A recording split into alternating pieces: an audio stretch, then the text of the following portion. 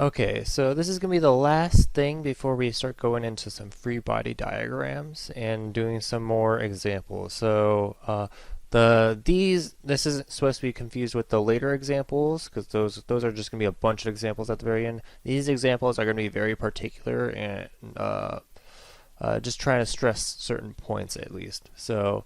But anyways, before we begin with that, we need to learn about moments and torques, as you can see from the title. So well, not moments and torques. Moments and torques are the same exact thing. So it's just engineers use moments, and I'll probably be using moments a lot just because I'm just so used to it.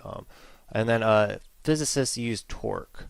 Um, they're the same exact thing, you know. So if I do one or the other, just know, you know, some of the moments, some of the torques, the same exact thing. So don't get confused on that. So engineers use this, physicists use this, and it's really the same. It's just different words for the same thing. So, but anyway, so what I have is actually a fixed support setup for right now. So with this fixed support, I have a force pulling like this basically set of pipes, you know, the set of elbows in the end, you know. So there's going to be this force, and I took a liberty of just telling you the vector of it, you know. But anyways, so this force right here is going to want to basically twist this whole set of bars in the end, you know. So it's going to want to twist it basically in this direction. So and that twist is mainly just called a moment or a torque. So so in order to compute those, it's going to be R cross F. But here, let me delete that real quick. Okay. So really your moment vector or torque vector, you know, I could write it with just a T then, you know. Torque vector. I guess you could write it like this too. Either way is fine. I'm gonna be using the M the whole time. You know, I don't want to switch in between back and forth. But just know moment is the same thing as torque. So it's the same exact thing. So whatever I say to do with the moments, do the same thing with the torques. You know, I don't want to drive myself insane because I've worked so much with moments, so much. So anyway, so it's just gonna be R cross F, you know, your distance crossed with your force, and that gives you your moment or torque in the end. So really we need to get our R vector. So the R vector from this, so really it's going to be twisting about this point, you know, about the fixed support, really, you know. So if we made a vector, it would be like this, you know. So we have this is our R vector in the end. So it's R crossed with F. So so anyways, so really we need to get our R vector now. So what is R? R, well, in the end, so we're using this setup of coordinate system, you know. So we'll just be X, Y, Z, you know. So so anyways, so for the X direction, it's going to be -1, you know. So this is the Y direction, this is also the Y, this is the Z, but this is the X direction. And basically, we're essentially going back 1 in the X. So that's why it's -1. And then with the, here. And then if you look at the Y direction, it's going to be 2, and then you also go over 3 again in the Y also. So it's going to be 2 plus 3. So that's going to give us 5 in the Y direction, you know. And then the Z direction is going to be 4 because you're going up 4. So if you're going down, it would be like this, you know, but that's not the case. So yeah, so you just have to base this coordinate system, and you're doing it off of right here. So the tail end of the R vector. So you have R and F, and really then, like I showed in the previous video, it's going to be R cross F. So we could draw a straight line. So it's going to be I, and then J, and then k. So I always write down plus minus plus, so I just don't forget. And then since it's r cross f, it's going to be -1, and it's going to be 5, and then it's going to be 4, and then it's going to be -4, so r f, and then it's going to be -1, and then it's going to be 3. So so when we compute that, here I'll do the highlighter thing again. So boom. So we're just working on this matrix in the end, and this determinant. So anyway, so it's going to be this one, multiply this one, minus that one times that one. So it's going to be 15. So this is for your x component. So it's going to be 15 minus -4, so plus 4 in the end. And then, so like I said, don't forget that negative, don't forget this negative. So parentheses, and then, so in the end, it's going to be this and this that we basically don't look at. So it's going to be -1 times by 3 minus 4 times by -4.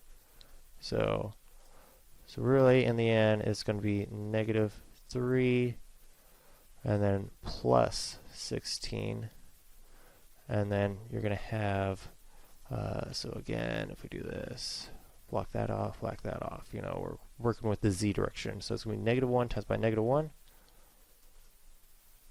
and then minus -20. So -1 times by -1 is 1, and then minus -20, which is just plus 20 then. So in the end, our moment vector is going to come out to, so this is going to be 19. Here, I'll write m real quick. 19, and then it's going to be, so this is going to be 13 on the inside, so -13, and then it's going to be 21. So okay, so before I completely end this video, as you can see, I rearranged everything, and yeah, so, but, we still have our r vector, our f vector, and when we crossed them, we got our moment vector, or our torque vector, So in the end, if this is in newtons and this is in meters, this is in Newton meters. So the dash just means multiplication, really, in the end. So yeah, so really, I have these 4 setups of it. So I just had to draw this. We'll do this ahead of time, at least. But ignore these 3 for right now, and yeah. So anyway, so you start off with this setup right here. So so in the end, what we really did is we found what the moment that this force produces if we are spinning around this axis.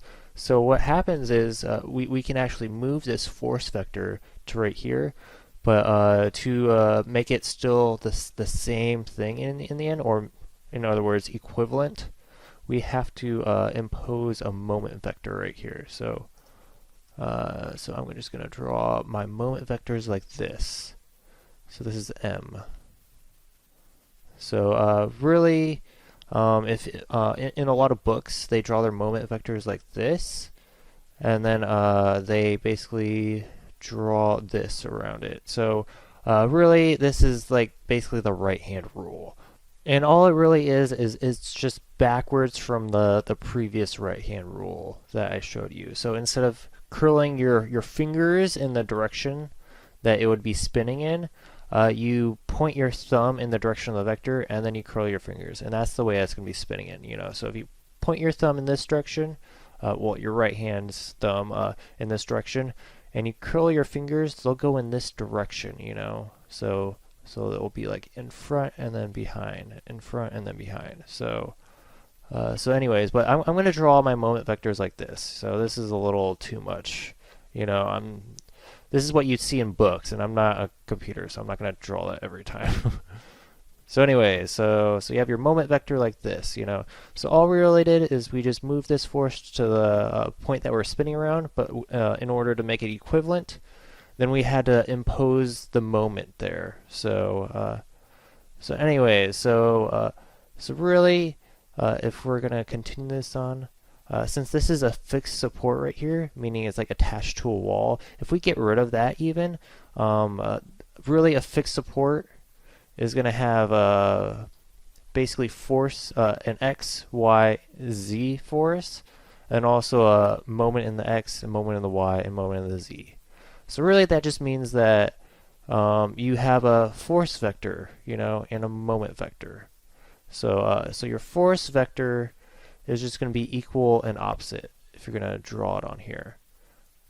So for it to be a static question in the end, this force vector has to point in this direction. So just because this is almost translational, and so for it not to move in the direction of f, there has to be an equal and opposite f opposing it. So and yeah, you'll hear that a lot with physics, equal and opposite. So I'll go over the rules. Well, not the rules, just all the laws after I do the free bodies. So, but anyways, so if you have this force, for it to be stationary, there would also have to be this force. So I do not draw this force if I have the fixed support here. So now we also have this moment happening right here. So and that's just from the previous problem. So now, but when we get rid of the fixed support, for the whole thing not to spin in like this direction, you're going to have an equal but opposite moment. So and that's not for translational movement, it's for rotational movement. So really you have to have an equal and opposite moment for that. So I'm going to put MR and FR for this. So these are the reactionary force, and this is the reactionary moment. So for fixed supports, it's just going to be Fx, Fy, and Fz. So yeah, those are the components, and then you also have Mr, which is just Mx, and then My, but also Mz. So as you can see with this one, like with fixed supports, you have all 6. So that's not always the case for all sports. A lot of times you'll be like, oh, this is 0, and then like this is 0, but with fixed supports, you have all 6 of them. So Fx, Fy, Fz, and Mx, My, and Mz. So anyway, so now if we continue this, if we want another equivalent one, then basically what happens when we move this force vector back to here. So if we're going to do that, we still have our force vector, resultant force vector from last time, and we also have our resultant moment vector. So, and that's just from the support itself. So now I don't have to draw this moment vector in the end, because there is a moment produced by this force, just because they're not all localized at one point, So in the end, if you move this force vector back, then you get rid of this moment vector. And so really this moment vector is just it's a coupled moment between the reactionary force right here and this force. So a coupled moment means that it's an equal and opposite forces acting on it, but they have a distance between them that causes it to spin, And so in the end, it would spin in like this direction. So if we didn't have this moment also.